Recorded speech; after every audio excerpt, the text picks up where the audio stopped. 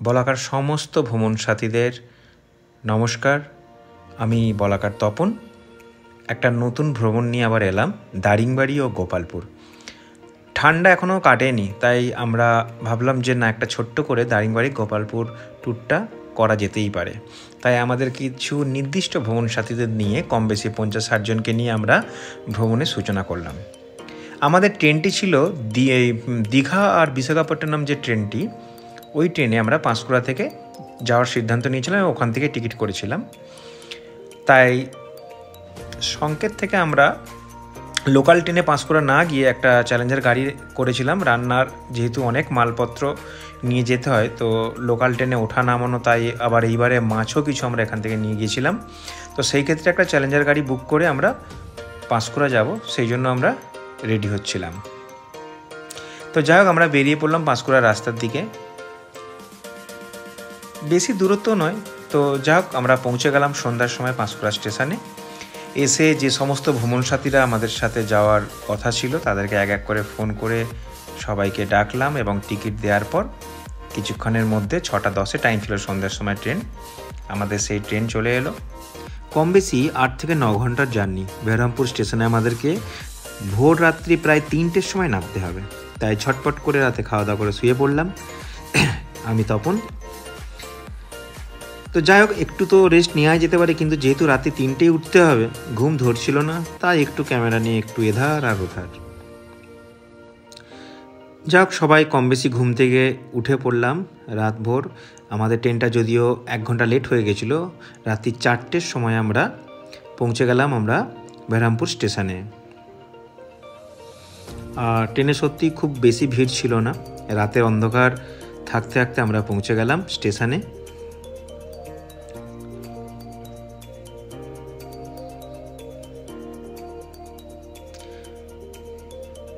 রাত্রে প্রায় স্টেশন খালি বললেই চলে। যখন আমরা প্ল্যাটফর্মে ট্রেনটা রানিং ছিল, তো প্ল্যাটফর্মে সেরকম লোক দেখতে পাইনি। আর সবাইকে বলাই ছিল যে আমরা রাত্রে পৌঁছে গেলে আমরা 1.5-2 ঘন্টা স্টেশনে ওয়েট করব। তার কারণ অত ভোর রাত্রে ওখান থেকে দারিংবাড়ি বাইকার বেরোনো সম্ভব নয়, গাড়িওয়ালাও অত রাতে গাড়ি ছাড়বে না। আমাদের গাড়িকে টাইম দেওয়া ছিল সকাল 6টায়। তো জার্নিটা খুব সুমধুর হলো এবং যেই ট্রেনে আমরা এলাম সেই ট্রেন আবার বিশাখাপট্টনমের দিকে এগিয়ে চলল। আমরা সবাইকে একত্রিত হতে বললাম। আর সবচেয়ে বড় কথা, যেহেতু ভোর রাত্রে নেমেছি, বাথরুমের একটা ব্যাপার থাকে, কিন্তু স্টেশনে দেখলাম যথেষ্ট সুন্দর সমস্ত কিছু পরিষেবা আছে। আমরা সকালের যে টিফিন ব্রেকফাস্ট সে রেডি করে ফেললাম স্টেশনে বসেই। টাইমটাকে কাজে লাগানো হলো। যাই হোক, তারপর আমরা বাবুরামদা, আমি, নানু মামা একটুখানি বাইরের দিকে বেরোলাম। তার কারণ দেখলাম যে গাড়ির পার্কিংটা কোথায় দাঁড়াবে কিংবা বাইরের পরিবেশটাও দেখার জন্য আমরা রাতে বেরিয়ে এলাম। বলে রাখি, এই বেরহামপুরের 1 নম্বর যে প্ল্যাটফর্মের দিকটা, সেই 1 নম্বর প্ল্যাটফর্মের দিকে আপনাদের মানে যে সমস্ত গাড়ি আসে রিসিভ করতে, ওই দিকের পার্কিংটাই থাকে 1 নম্বর প্ল্যাটফর্মের দিকে। যথেষ্ট বড় পার্কিং। সবাই মিলে একটু হয়ে গেল ভোরের চা।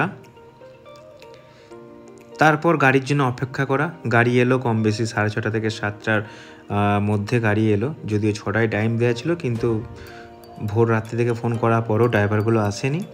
তো 6:30 নাগাদ গাড়ি এলো এবং আমাদের 2টো টেম্পো ট্রাভেলার গাড়ি ছিল 26 সিটার করে। সেই 26 সিটারে ফ্যামিলি ওয়াইজ আমরা 2টো গাড়িতে ভাগ করে আমরা দারিংবাড়ির দিকে রওনা দিলাম। কম বেশি দারিংবাড়ি রাস্তা যদি 1-2বার থেমেও যাওয়া যায়, 5-6 ঘন্টা লাগেই। আমাদের ধারণা ছিল আমরা 11:30 থেকে 12টা নাগাদ পৌঁছবো। আর সকালের আবহাওয়াটা সত্যি খুব সুন্দর ছিল, হালকা ঘন কুয়াশা ছিল, সুন্দর রাস্তা।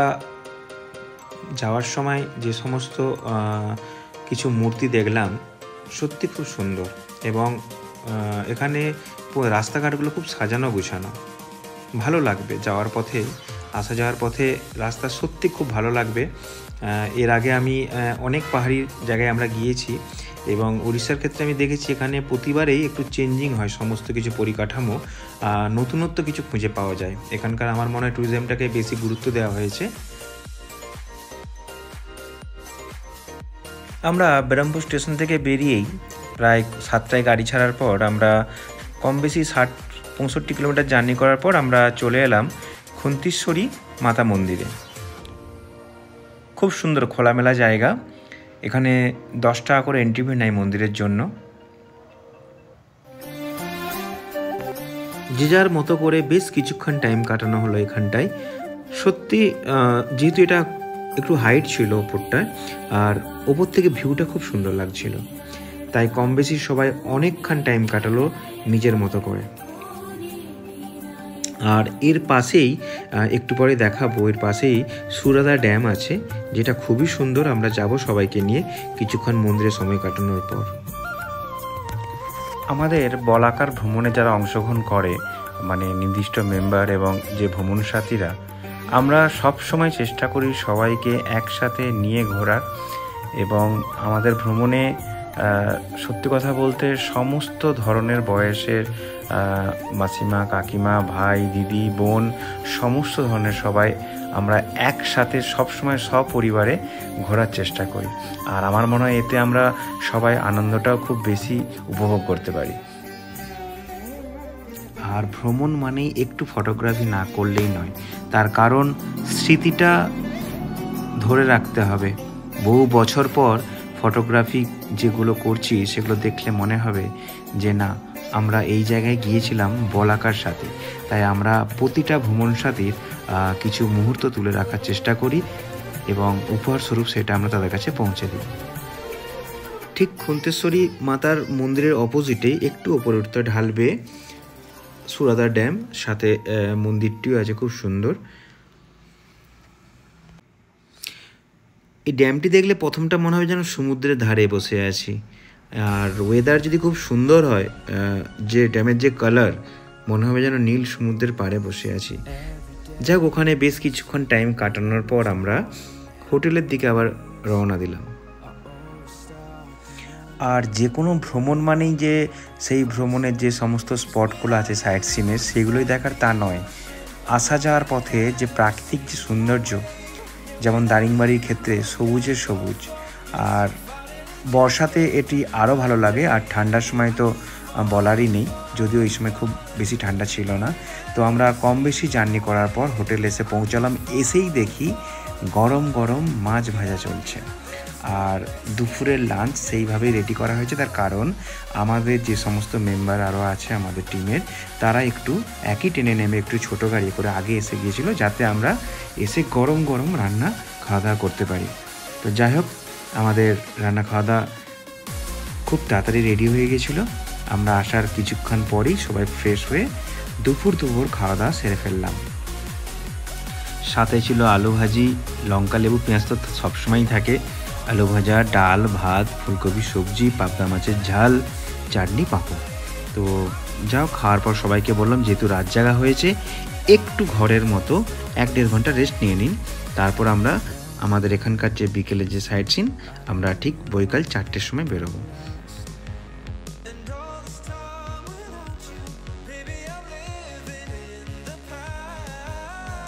আমরা আবার বেরিয়ে পড়লাম ঠিক 4টে সাড়ে 4টে নাগাদ বৈকালের যে আমাদের ভ্রমণ, সবাইকে নিয়ে।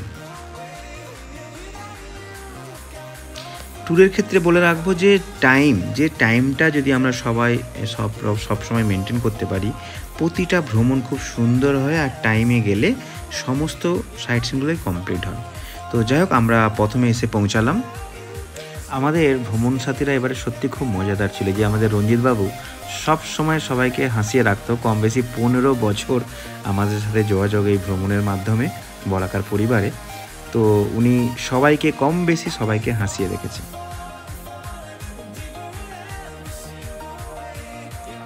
আর তুষারবাবু, এই যে যিনি আসছেন, তুষারবাবুর কথা না বলে থাকতে পারছি না। সব সময় আমাদেরকে খেয়াল রাখা, কখন খাবো না খাবো, বাড়ি থেকে খাবার নিয়ে আসা। তো যাক, এরকম কিছু কাছের মানুষ আমাদের ভ্রমণে সবসময় থাকে। এই কফি গার্ডেনের যে এন্ট্রি ফি 10 টাকা করে আমাদের সবাইকে এখানে এন্ট্রি ফিটা দিতে হলো। আর কফি গার্ডেনটা সত্যি বিশাল এলাকা জুড়ে, এবং ভেতরটা সত্যি খুবই সুন্দর। আমরা বেশ কিছুক্ষণ এখানে ঘুরে বেড়ালাম। আর এখানে খুব কাঁঠাল গাছও দেখলাম, ভেতরে অনেক কাঁঠাল গাছ আছে।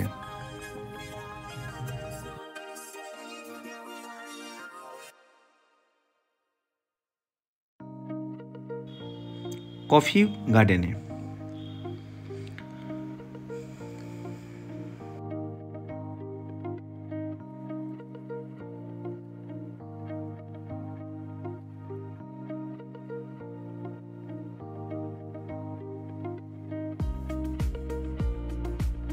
এই কফি গার্ডেনের ভেতরে একটি সুন্দর ক্যাফে আছে, টি কফি স্টল আছে, খুবই সুন্দর এবং এখানকার বলছে ওরা, তো যাই হোক এখানে কফি খেতে পারেন, খুবই সুন্দর।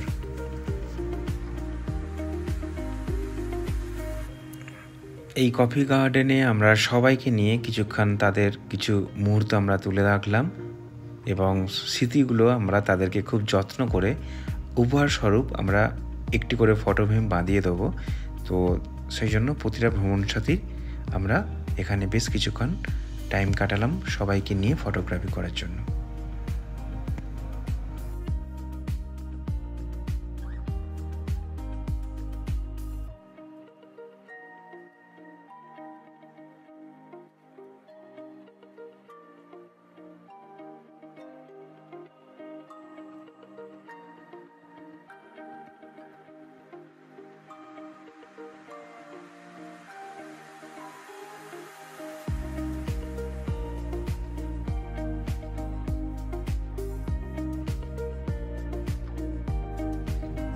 আমরা কফি গার্ডেনের পর ওখান থেকে 10-15 মিনিট রাস্তা আমরা আবার চলে এলাম হিল ভিউ পার্ক, পাশেই নেচার পার্ক। তো যাই হোক এখানেই আমাদের সন্ধ্যা পর্যন্ত টাইম আমরা কাটাবো, কারণ যেহেতু আমরা 2 দিন দারিংবাড়িতে থাকবো। তো সবাইকে বললাম সন্ধ্যা পর্যন্ত আমরা এখানেই থাকবো, আপনারা নিজেদের মতো করে একটু ঘোরাঘুরি করুন।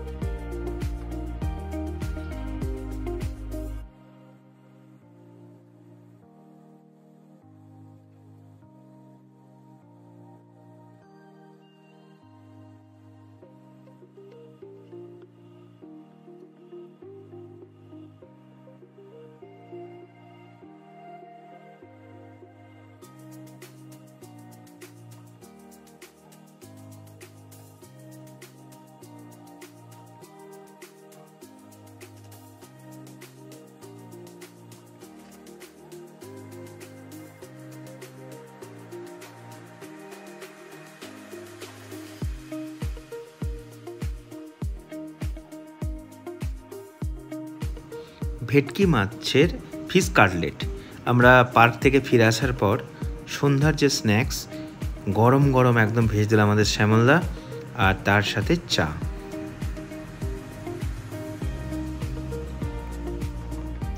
আমাদের এই শ্যামলদা, মধু আর অরুণদা আমরা তো দিনরাত ঘুরে বেড়াচ্ছি, সকালে ঘুরছি, বিকেলে ঘুরছি, সবাইকে নিয়ে ঘোরাচ্ছি, কিন্তু এরা সবসময় রান্নার কাজে ব্যস্ত, সব সময় প্রতিটা মুহূর্ত কখন আমাদের খাওয়া রেডি করে দেবে। যাক সন্ধে 1 কাপ চুমুক চা খেয়ে হালকা স্ন্যাক্স খেয়ে আমরা কিছুক্ষণ পর আবার 9টার দিক করে রাতের খাওয়া দাওয়া আমরা শুরু করলাম। আজকে রাতের মেনুতে দেখতেই পাচ্ছেন। তো যাই হোক রাতে খাওয়ার উদ্দেশ্য 9টা থেকে শুরু করি বাড়ির মতো, কারণ যেহেতু আগের দিন রাত জাগা হয়েছে, আবার সকাল থেকে সাইট সিন, তো ঘরের মতোই আমাদের সেইভাবে আমরা পরিচালনা করি সমস্ত ভ্রমণটাকে, যাতে আমরা বাড়িতে যেভাবে সময় কাটাই, যেভাবে বাড়িতে খাওয়া দাওয়া করি, যে সমস্ত খাবার বাড়িতে খাই সেই ধরনেরই খাবার আমাদের মূলত আমরা সেইভাবেই রান্না করি।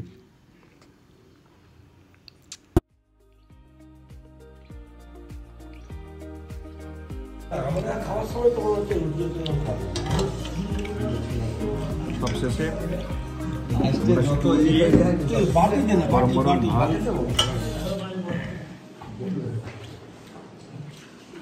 গরম রুটি খাওয়া একটা।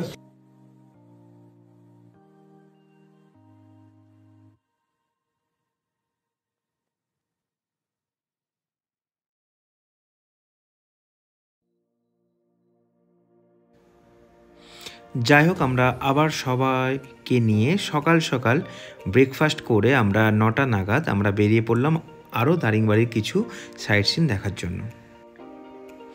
আমরা পৌঁছে গেলাম ইমু বার্ড, অ্যাকচুয়ালি একটা সুন্দর একটা পার্ক, এখানে কিছু ইমু পাখি রাখা হয়েছে আর সেটার এন্ট্রি 10 টাকা করে, আর কিছু রিসর্ট আছে ভেতরে, সত্যি খুবই সুন্দর। যদি সময় কাটানো যায় কিংবা নাইট স্টে করা যায়, আশা করছি ভালো লাগবে। আর পরিবেশটা খুবই সুন্দর। আমরা কম বেশি 1 ঘন্টা এখানে সবাইকে নিয়ে সময় কাটালাম।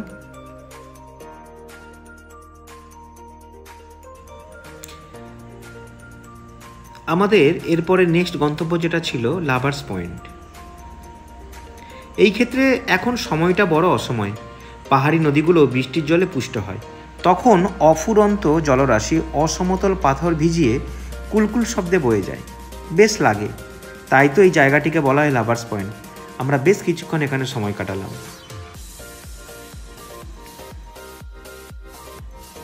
সামনে পেছনে ডায়ে বাঁয়ে ঘন অরণ্যকে সাথী করে পথ চলা। সামনে আকাশে হেলান দিয়ে পর্বতশ্রেণীর সমারোহ। আমরা পৌঁছালাম একটি ঝর্ণার পাদদেশে। প্রকৃতির আপন মহিমায় গাছগাছালি আর পাথুরের সৌন্দর্যের অদ্ভুত নৈসর্গিক শোভা। গানের ভাষায় বলতে ইচ্ছে করে, দেখরে নয়ন মেলে জগতের কি বাহার। ইট কাঠ বিল্ডিং আর মানুষের ভিড় থেকে শহর থেকে অনেকটা দূরে একদম প্রকৃতির আঁতুর ঘর মনে হয়, একেই বলে।